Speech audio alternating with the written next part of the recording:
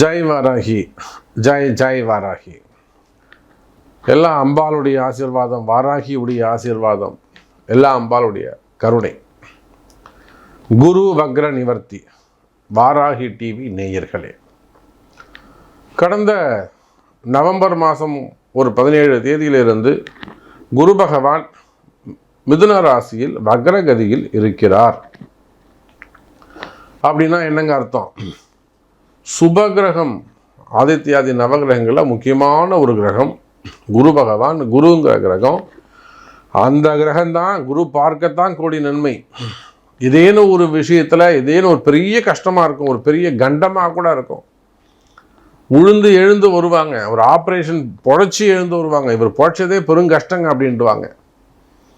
அப்படின்லாம் சொல்லிடுவாங்க. எத்தனையோ பெண்களுக்கு கேன்சர்ஸு, பிரஸ்ட்டு கேன்சரு, அப்புறம் கிட்னி ஸ்டோன் சம்மந்தப்பட்டது, பிரசவ வழியாக இருக்கும். ஆண்களாக இருந்தால் விபத்து, உயிர் போய் உயிர் இருக்கும். கண்டத்துலேருந்து தப்பிச்ச கதையாக இருக்கும்.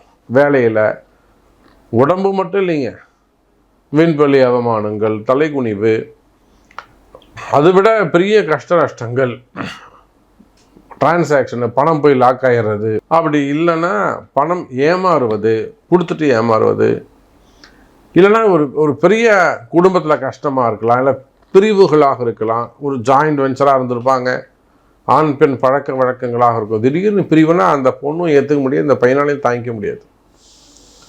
செகண்ட் ஒய்ஃபு, வீட்டுக்கு தெரியாமல் இருக்கிறது, காதலர்கள், இது எல்லா துன்பத்துக்கும் காரணம் குரு பகவான் வக்ரகதியில் இருந்தது தான். இப்போ பாருங்க, அந்த குரு பகவான் வக்ர நிவர்த்தி அடைகிறார். எனக்கு எதுவும் நல்லது நடக்கலையே சாமி. நீங்களும் ஒரு பதிவுலையும் சொல்கிறீங்க, இந்த வாட்டியும் உங்களுக்கு நல்லது நடக்க போகுது, சூப்பராக இருக்கும், அப்படி இருக்கும், இப்படி இருக்குங்கிறீங்க. ஆனால் எனக்கு எதுவுமே நடக்கலையே சாமி அப்படின்னு கேட்பீர்களே. ஆனால் அதுக்கு காரணம் இதுதான், குரு பகவான் வக்ரத்தில் இருந்தார். ஸோ இப்போ குரு பகவான் வக்ர நிவர்த்தி அடைகிறார். பங்குனி மாதத்து பிறந்த உடனே பங்குனி 3ஆம் தேதியே அவர் வக்ர நிவர்த்தி அடைகிறார். இனிமே உங்களுக்கு சூப்பராக இருக்க போகுது. இந்த ஒரு தடையும் உங்களுக்கு விலகியது. இதுதான் டாபிக்கு. பிரீஃபாக பார்க்கலாம். 12 ராசிக்கும் வாருங்கள். கன்னி ராசி அன்பர்களே, சூப்பர். கண்டக சனி ஆரம்பிச்சிருக்கு. நிறைய மனசில் பயங்கள் இருந்திருக்கும், கவலைகள் இருந்திருக்கும். மெயினாக கன்னி ராசிக்கு மனசில் ஒரு விரக்தியாக இருக்கும். போடா, நான் சாமியே கும்பிட மாட்டேன், இனிமேல் கும்பிட்டா மட்டும் சரியாக போகுது. ஒரு விரக்தியான சூழ்நிலை. நல்ல பக்தி பழமாக இருந்திருப்பாங்க, கோவில் பூஜை பண்ணுறவங்களா இருப்பாங்க. எதுக்குங்க நான் பண்ணேன், என் கடமையை மட்டும் நான் பண்ணிட்டு வரேங்க, அவ்வளோதாங்க அப்படின்வாங்க. விரக்தியான சூழ்நிலை, ஒரு சன்னியாசி யோகம் மாதிரி, எதுவுமே வேணாம் போடா அப்படிங்கிற மாதிரி.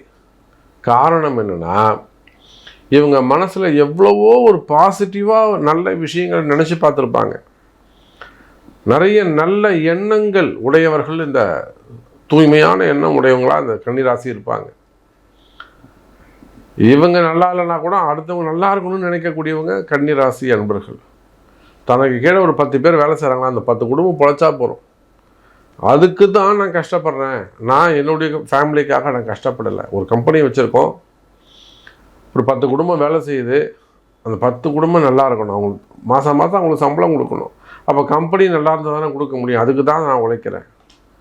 இது மாதிரி தர்ம சிந்தனை உடைய கன்னி ராசி அன்பர்களே, நீங்கள் வேலைக்கு போனால் கூட நீங்கள் வேலை செய்கிற இடத்துல அதே மாதிரி கம்பெனிக்காக தர்மமாக இருப்பீங்க, நியாயமாக இருப்பீங்க.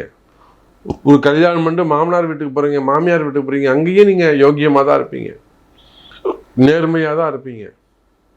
தர்ம சிந்தனை உடைய கன்னி ராசி அன்பர்களே, சமீபமாக அந்த வெறுப்பு வந்துட்டுருக்கோம். காரணம் என்னன்னு கேட்டிங்கனாக்கா, கண்டக சனி. எப்போ இந்த கண்டக சனி வந்ததோ அப்போவே அந்த வெறுப்பு வந்து போய்டும்.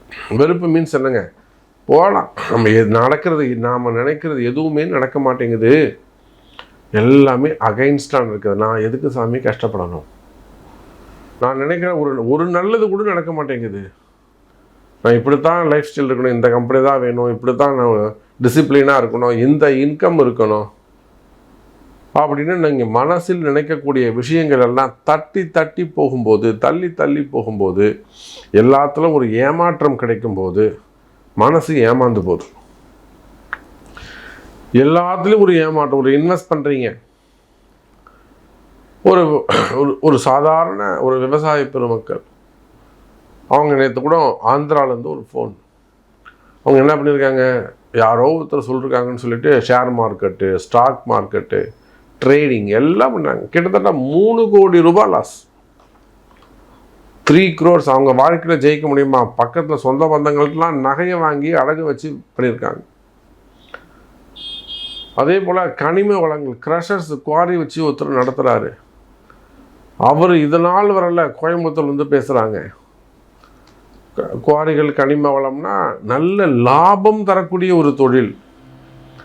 அதில் அவர் கிட்டத்தட்ட ஒரு 6 கோடி ரூபாய் கடனில் இருக்கார். அந்த குவாரியை கொடுத்தா கூட அந்த காசு வராது போல இருக்குது. அப்போ இவங்கெல்லாம் இந்த மாதிரி சூழ்நிலை கன்னி ராசி அன்பர்கள் என்ன செய்வாங்க?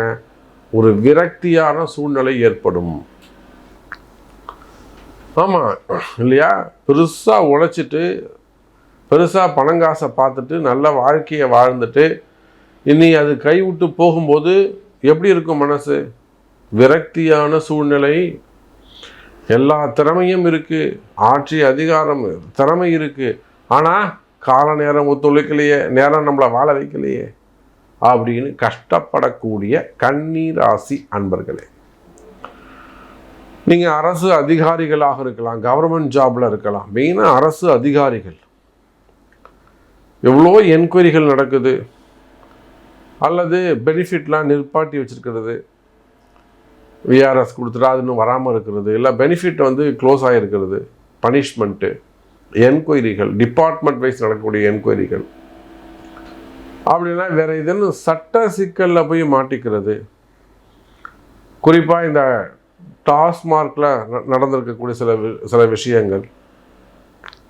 அப்போ அரசு அதிகாரிகள், அதே போல் இந்த பொதுப்பணித்துறையில், ஆமாம் பொதுப்பணித்துறையில், அப்புறம் கனிம வளங்கள் துறையில், ஃபாரஸ்ட் டிபார்ட்மெண்ட்டில் நிறைய விஷயங்கள்.